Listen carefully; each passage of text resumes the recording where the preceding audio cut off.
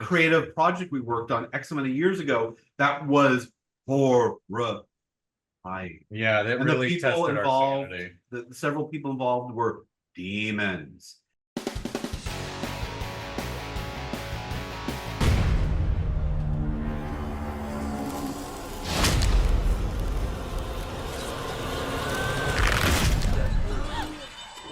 It's not worth saving, and you know it.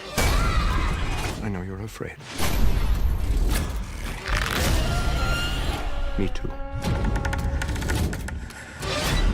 It's all right to be afraid. Have faith.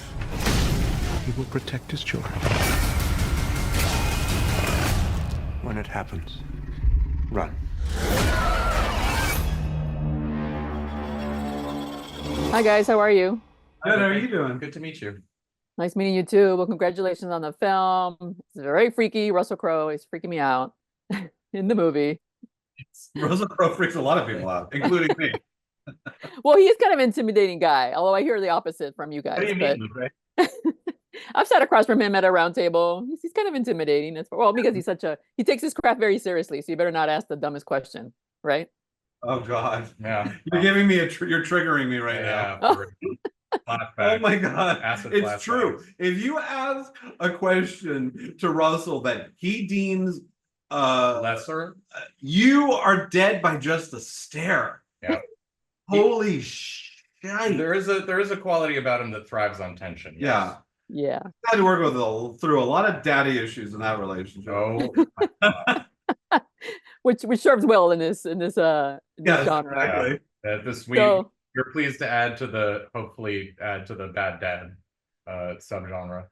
Exactly. Now, I'm assuming you were inspired by all the many, many stories out there of things that go wrong on a horror movie set, but this takes it to a whole new level, right? For sure. Yeah. But it's also, it wasn't, I mean, yeah, the idea was like, oh yeah, let's make a movie about the horrible mythologies surrounding these classic horror movies. But for us, I think, like I was saying earlier, I said this to Mark, I'm like, you return to a piece of work you're working on, because this took some time to finally get complete. But you're different every time you return to it and every time you think about it.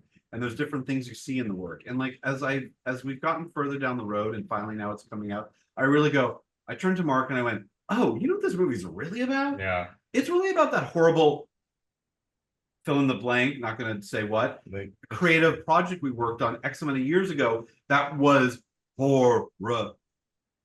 Yeah, that And really the people tested involved, our sanity. the several people involved were demons. And I think that experience so rattled my sense of faith in people and the world that I think it made its way into this movie on a subconscious level. Because everyone's like, oh, it's about your dad, and it's about this, and it's about addiction. And I'm like, yeah, that's all true. That's window dressing in a sense. So.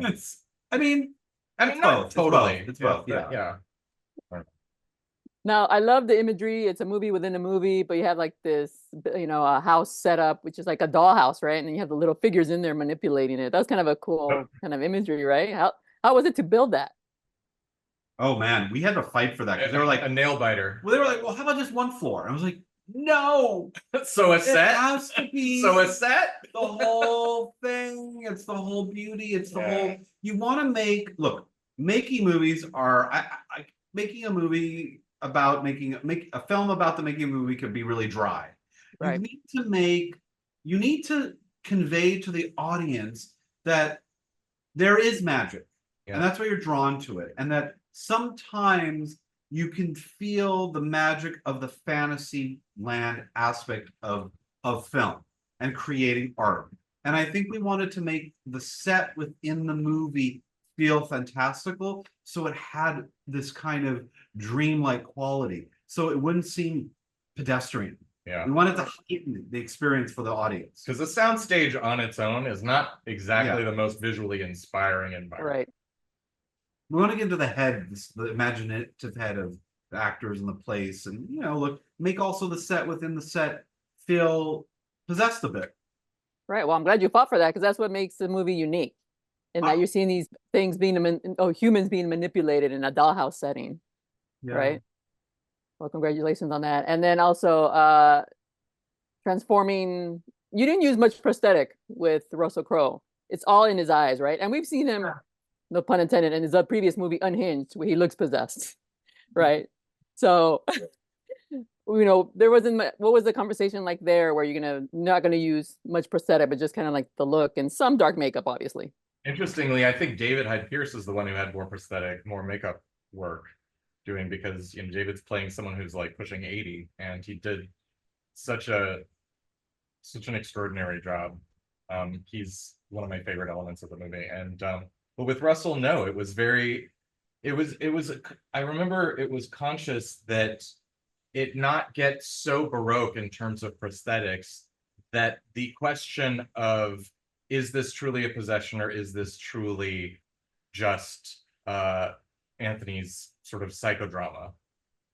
We wanted to sort of toe that line a little bit. Well, and also, when you think about the original Exorcist, and you think about horror movies now, I mean, I won't name the movie, but there's something that recently came out, and I had a real trouble because so much of it was CGI.